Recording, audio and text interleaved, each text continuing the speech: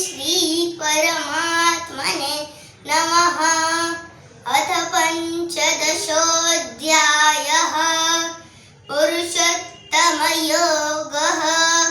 श्रीभगवानुवाच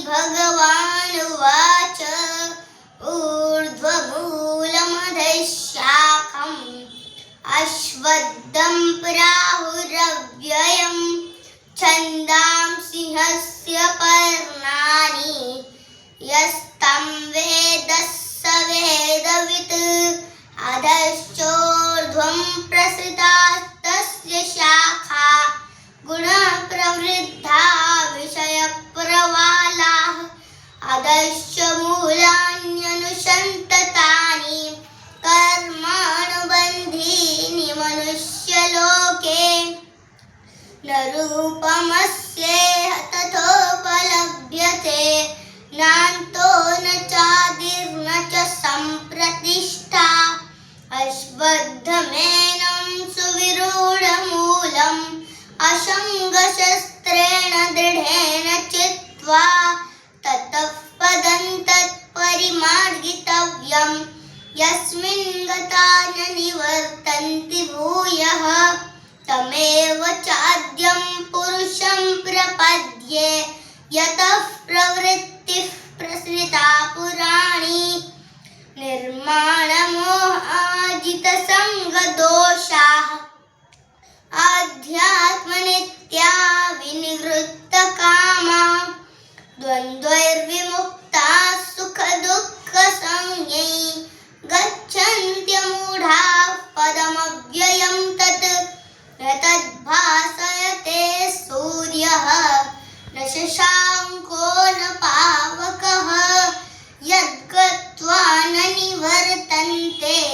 तद्धाम परमं मम।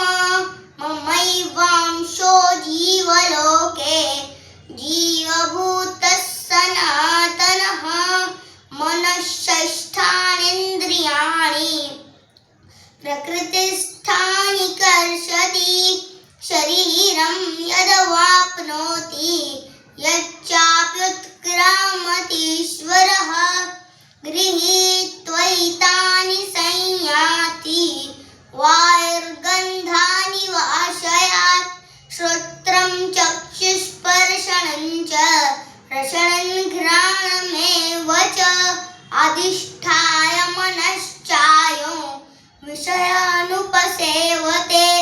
उत्क्रामन्तं स्थितं वापि भुञ्जानं वा गुणान्वितं विमूढानानुपश्यन्ति पश्यन्ति ज्ञानचक्षुषः यतन्तो योगिनश्चैनं पश्यन्त्यात्मन्यवस्थितं यतन्तोऽप्यकृतात्मानः नैनं पश्यन्त्यचेतसः यदादित्यगतं तेजः जगद्भासयतेऽखिलम् यच्चन्द्रमसि यच्चाग्नौ तत्तेजो विद्धि मामकम् गामाविश्य च भूतानि धारयाम्यहमोजसा पुष्णामि चौषधी